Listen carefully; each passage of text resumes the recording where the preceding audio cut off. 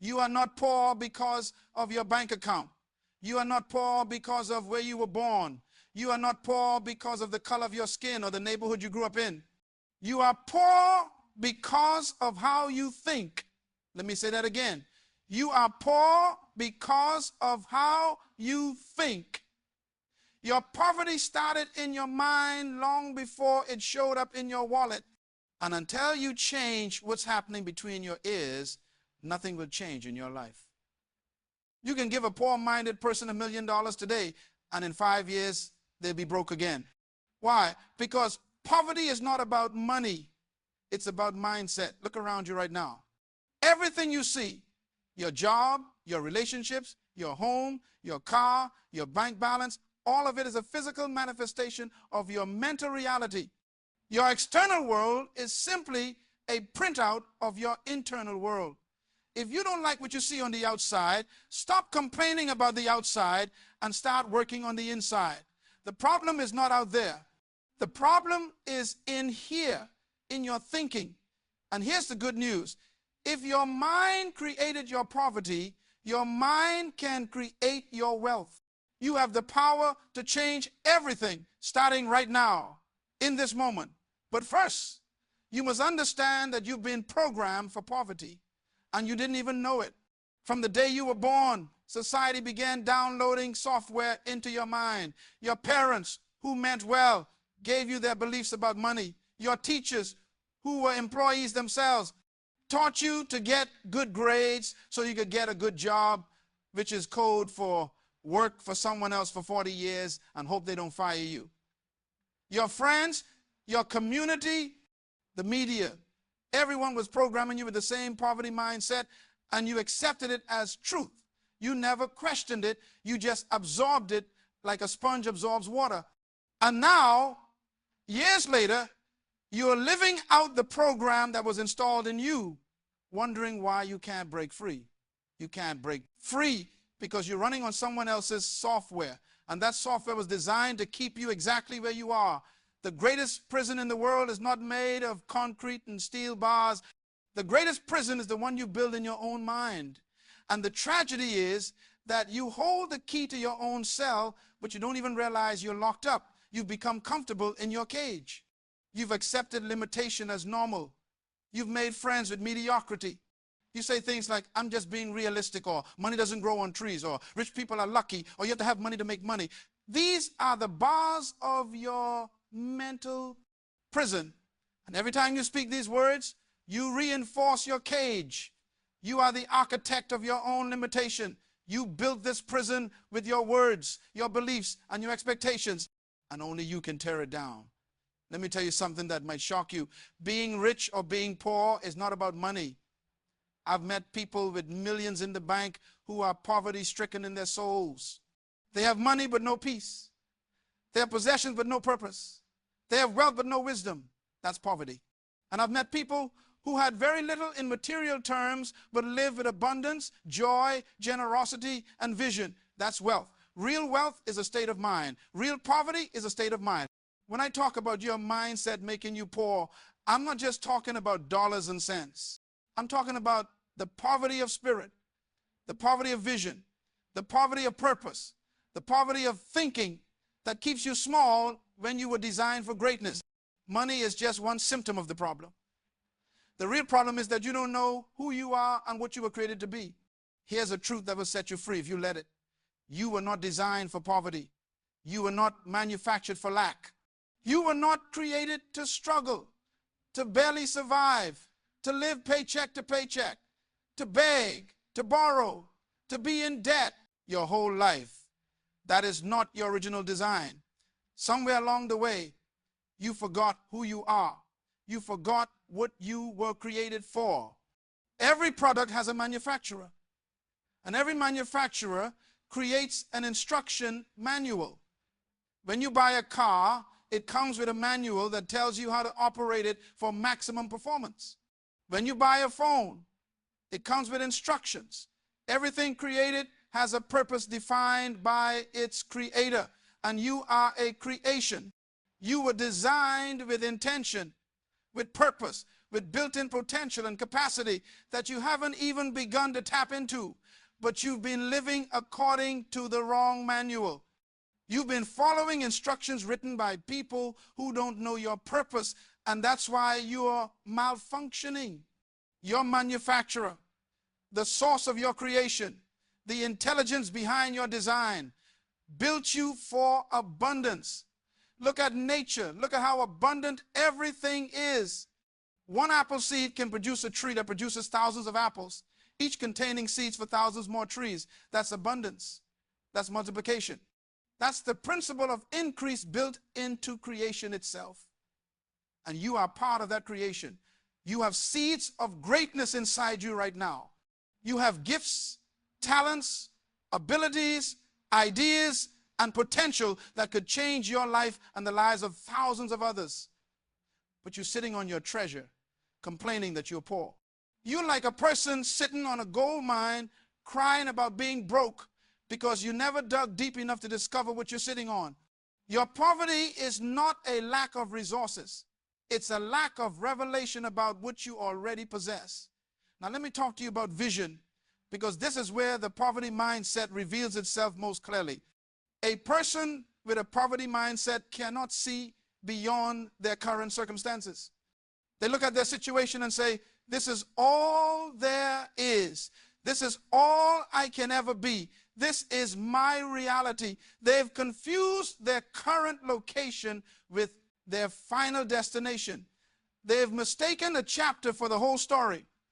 They've taken a snapshot of now and assumed it's a picture of forever. That's poverty thinking.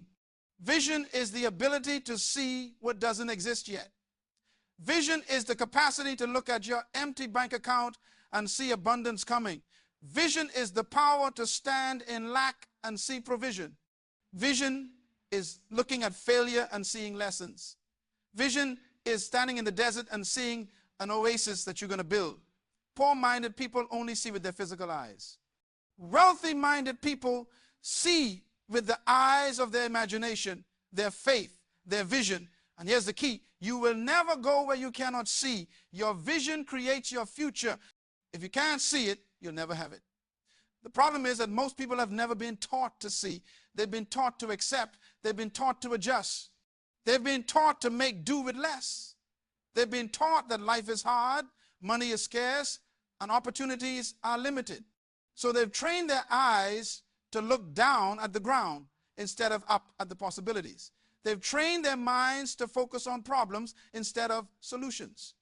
They've trained their hearts to expect disappointment instead of breakthrough. And what you consistently focus on becomes your reality. If you focus on lack, you'll experience more lack. If you focus on limitation, you'll encounter more walls. But if you shift your focus to possibility, to potential, to purpose, your whole world will begin to change. Vision is not positive thinking. Vision is seeing the end from the beginning. Vision is having a clear picture of where you're going. And without vision, the ancient wisdom says people perish. They don't just die physically, they die mentally, emotionally, and spiritually. They die while they're still breathing. That's the worst kind of poverty. Let me tell you something about your thinking patterns. Your brain is like a computer. And for years, it's been running programs that you didn't choose. These programs run automatically in the background of your mind, making decisions for you, creating emotions in you, determining your actions without you even realizing it. When you see a bill in the mail, a program runs, I can't afford this, money's always tight, I'll never get ahead. When you see an opportunity, a program runs, that's not for people like me, I'm not smart enough. I don't have the connections.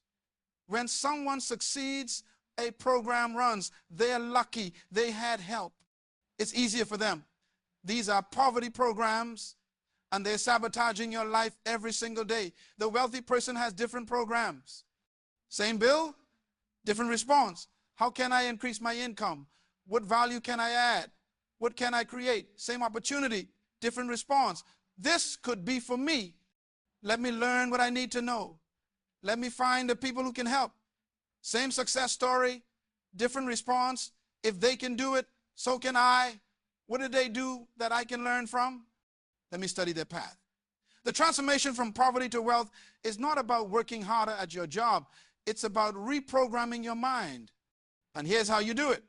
You must become intentional about what enters your mind. Your mind is like a garden. Whatever you plant will grow. If you plant seeds of poverty, you will harvest poverty. If you plant seeds of abundance, you will harvest abundance. But most people are careless gardeners. They let anything blow into their mental garden. They watch news that fills them with fear.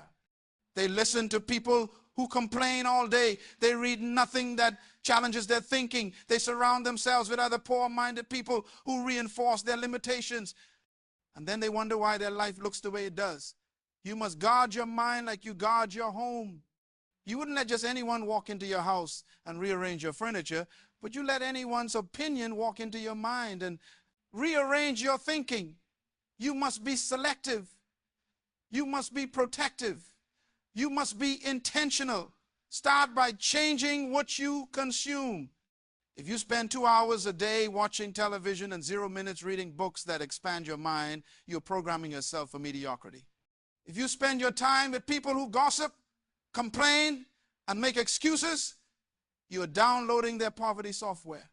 If you speak words of lack over your life, I'm broke, I can't afford it, I'll never have enough, you're writing code for your future poverty. Stop it. Change the channel. Change the conversation. Change the words. Instead of saying I can't afford it, ask how can I afford it? Instead of saying I'm not smart enough, say what do I need to learn?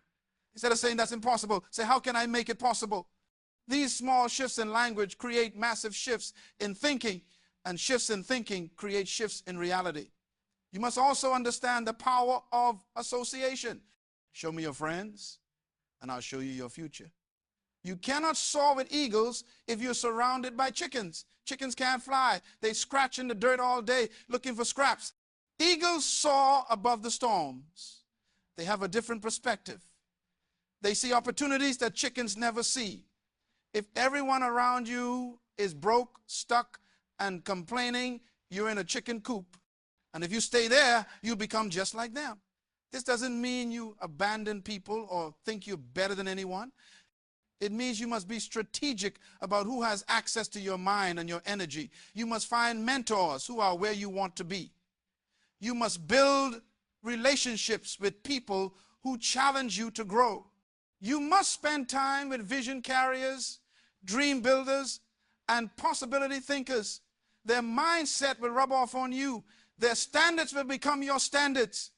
Their expectations will lift your expectations. Now, here's something critical you must understand. The difference between a consumer and a creator. Poor-minded people are consumers. They use things up. They spend everything they get. They buy liabilities that take money out of their pockets. They think about what they can get, not what they can give. They're always on the receiving end, never the producing end. Wealthy-minded people are creators. They produce value. They solve problems. They build things. They invest in assets that put money in their pockets. They think about contribution, not just consumption. They ask, how can I serve? What can I create? What problem can I solve? What value can I add to the world? This is the fundamental shift that changes everything. When you shift from what can I get to what can I give, you unlock the flow of abundance. The universe rewards creators, not consumers. The marketplace rewards problem solvers, not problem havers. Money flows to value. If you want more money, create more value. But here's what stops most people. They don't believe they have anything valuable to offer. This is the deepest form of poverty. It's the poverty of self-worth. You've been told you're ordinary. You've been told you're just average. You've been told you're nothing special, and you believed it.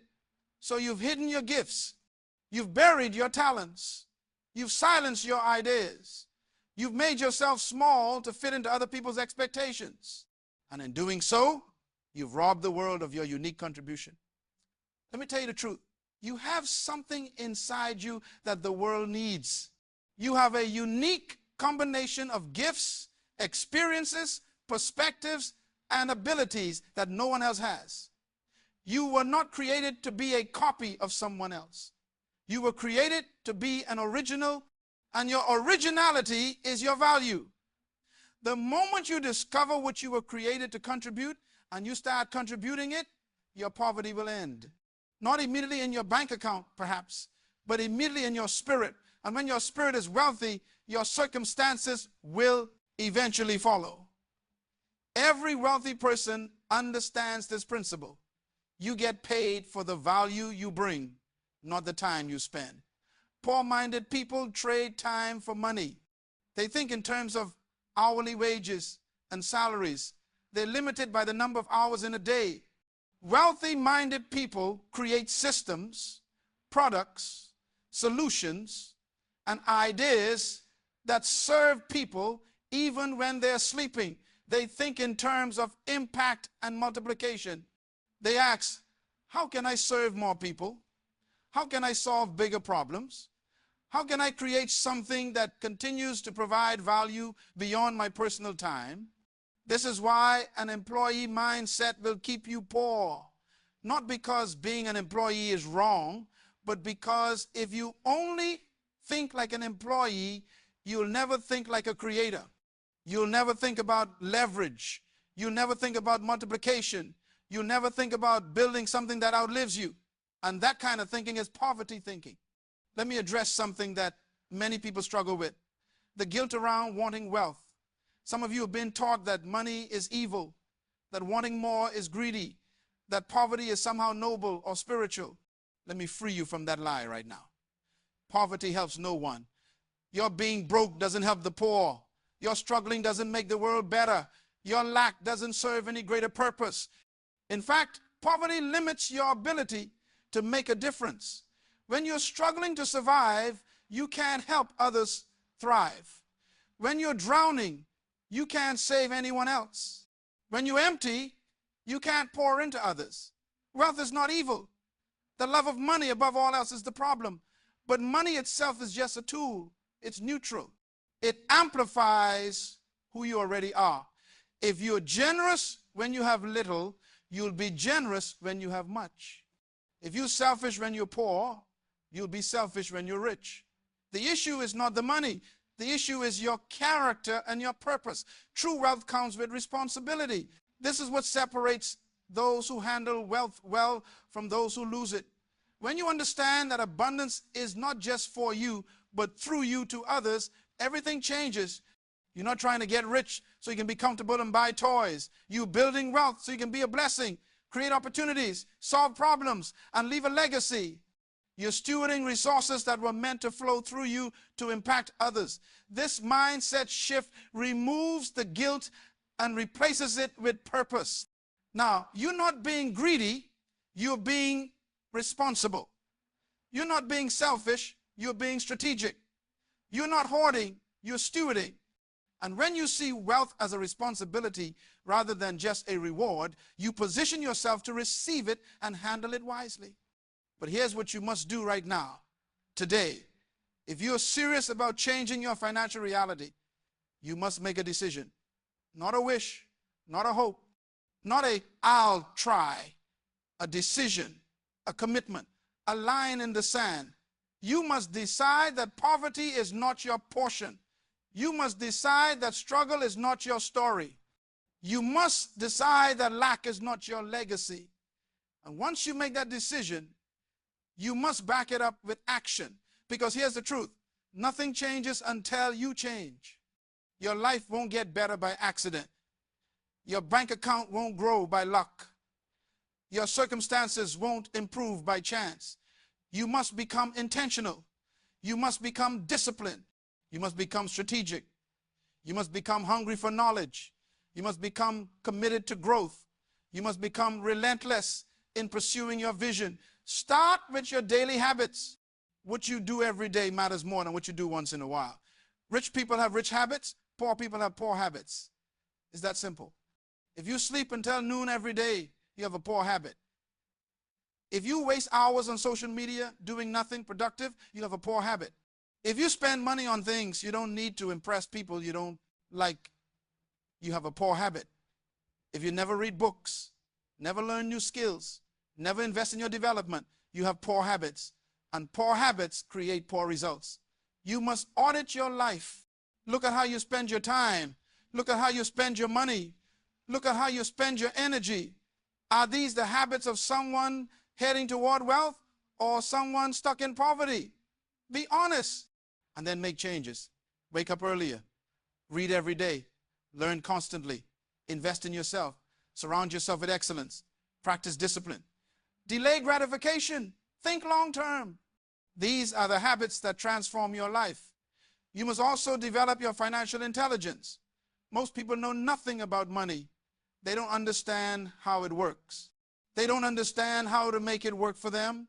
They don't understand assets versus liabilities. They don't understand cash flow. They don't understand investment.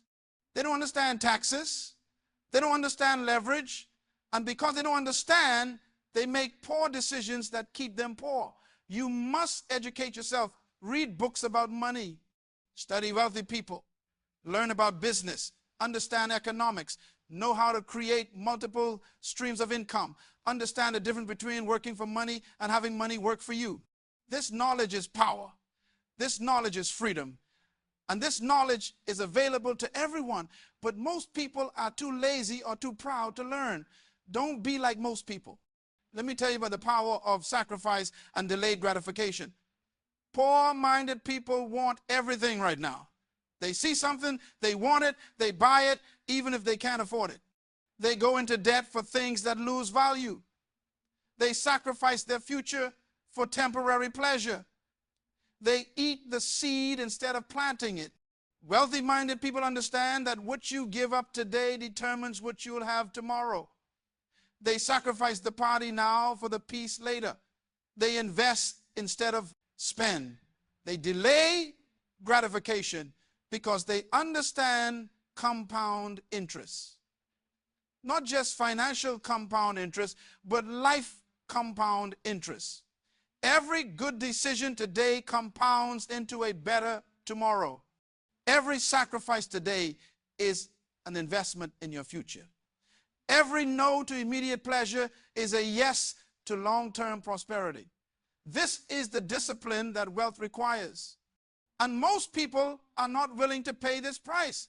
They want the results without the discipline. They want the harvest without the planting. They want the destination without the journey. And that's why they stay poor. You must also understand that failure is not your enemy. It's your teacher. Poor-minded people are so afraid of failure that they never try anything.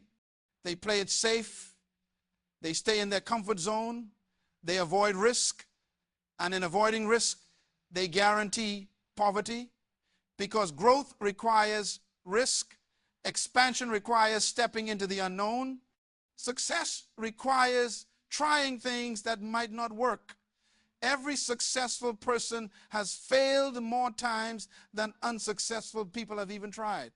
The difference is that successful people see failure as feedback, not as final. They learn from mistakes. They adjust. They try again. They persist. They don't quit just because something didn't work the first time. Thomas Edison failed thousands of times before he invented the light bulb. He didn't see those as failures. He saw them as discovering thousands of ways that don't work. That's a wealthy mindset. If you want to break out of poverty, you must be willing to fail forward. You must be willing to take calculated risks. You must be willing to try, fail, learn, adjust, and try again. Now, let me give you some practical steps you can take immediately.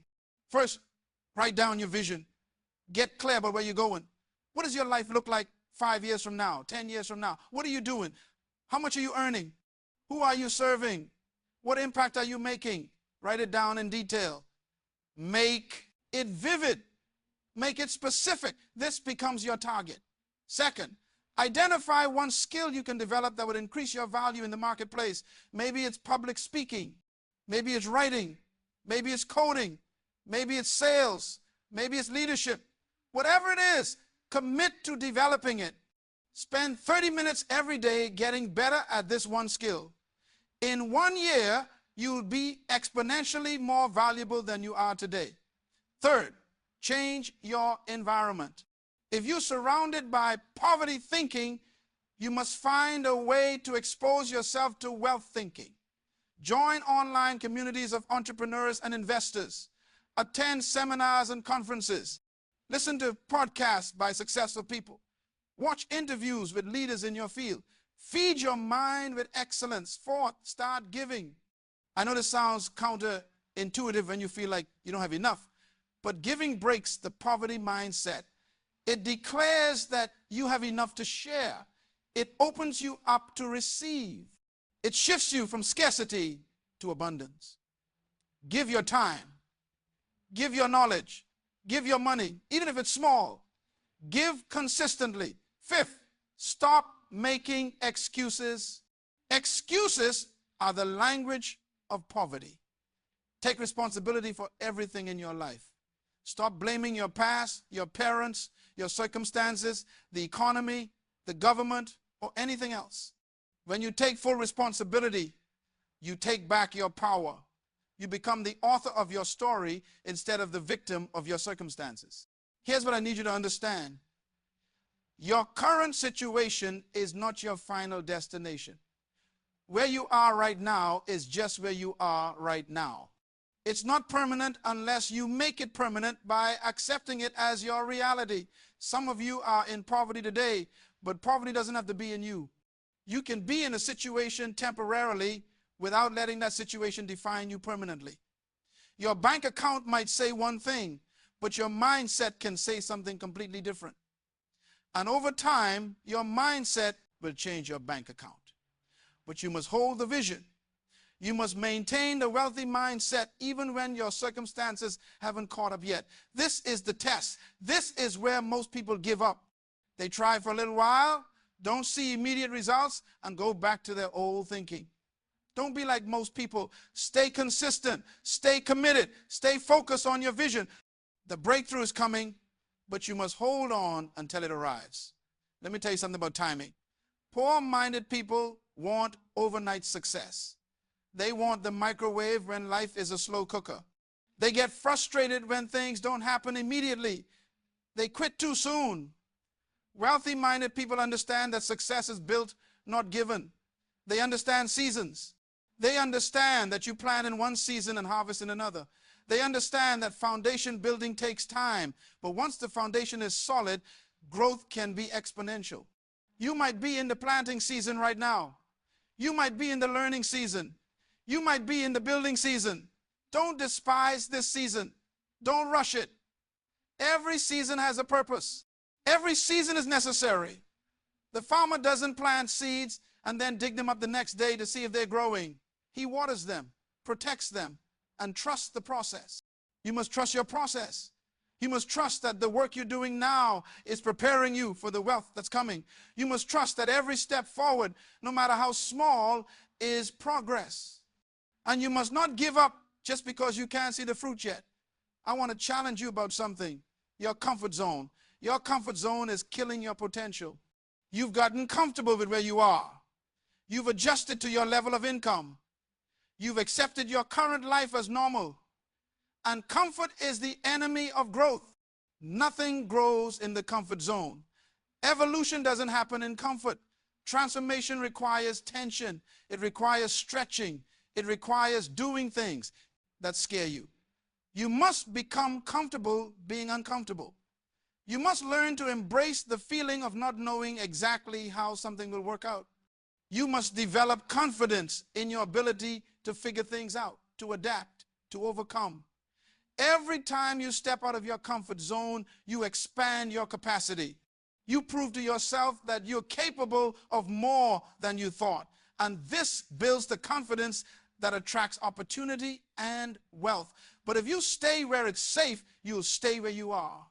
Safety and growth don't live in the same place. Choose growth. Let me speak directly to some of you who are older, who think it's too late for you. It's not too late. Colonel Sanders started KFC in the 60s. Vera Wang entered the fashion industry at 40. Samuel L. Jackson didn't become famous until he was in his 40s. Ray Kroc started McDonald's at 52. Your age is not your limitation. Your thinking is. You have experience that younger people don't have. You have wisdom. You have perspective. You have lessons learned that are valuable. Don't let anyone, including yourself, tell you that your time has passed. Your time is now.